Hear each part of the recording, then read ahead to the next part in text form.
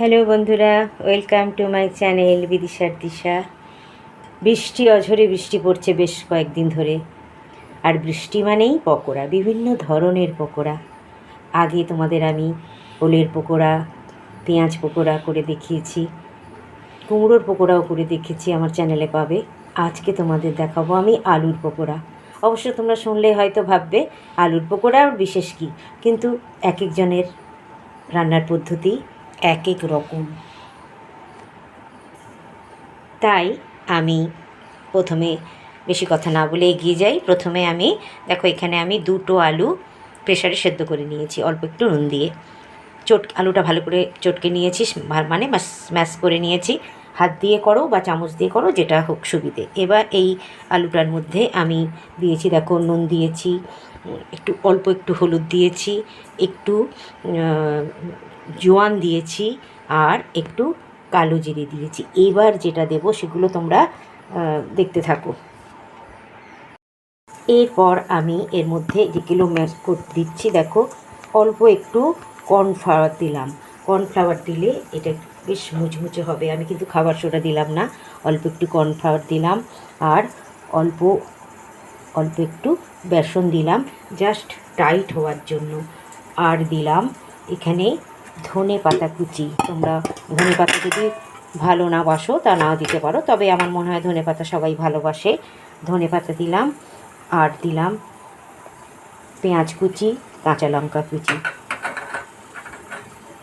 এবার দিচ্ছি অল্প একটু চিনি আর গোলমরিচ। এই দিয়ে আমি এটা সুন্দর করে মেখে নেব। মাখাটা কিন্তু আমি জল দেব না, জল ছাড়া মাখবো। তার কারণ পেঁয়াজ থেকে, ধনেপাতা থেকে একটা ময়েশ্চার বেরোয়। তাই আমি জল ছাড়াই এটা আমি আস্তে আস্তে করে সুন্দর করে কিন্তু হাত দিয়েই মাখবো। এটা কিন্তু চামচ দিয়ে মাখলে ভালো মাখা হবে না, তাই আমি সুন্দর করে হাত দিয়েই মাখছি। ভালো করে মেখে নিচ্ছি। দেখো আমি মাখতে মাখতে দেখলাম যে বেশ হাতে আরেকটু ড্রাই হলে ভালো হয়। তাই আমি আরেকটু, ময়দা নয় কিন্তু, আমি কর্নফ্লাওয়ার আরেকটু দিলাম এতে। অনেকে ময়দা দেয়, ময়দাটা আমার ঠিক ভালো লাগে না। কর্নফ্লাওয়ারটা দিলে বেশ একটা কুড়মুড়ে ভাব হয়। আর এইটা কিন্তু আমি এই যে মেখে নিলাম, মেখে নেওয়ার পরে কিন্তু আমি রেখে দেব না, কেন রেখে দিলেই এটা আবার একটু ময়েশ্চার বেরিয়ে যাবে। আর এদিকে আমি দেখো, আমি ফ্রাইং প্যানে তেল বসিয়ে দিয়েছি। ফ্রাইং প্যানের তেল তোমরা তোমাদের পছন্দ মতো তেলে ভাজতে পারো। তা আমি সর্ষের তেলেই ভাজবো এটা। তেলটা ভালো গরম হয়ে গেলেই আমি গ্যাসটা কমিয়ে দিলাম। এবার ছোট্ট ছোট্ট, যেভাবে যেটা পকোড়ার মতো ভাজবো।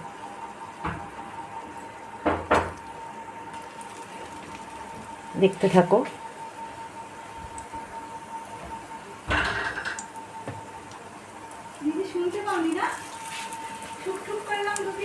না,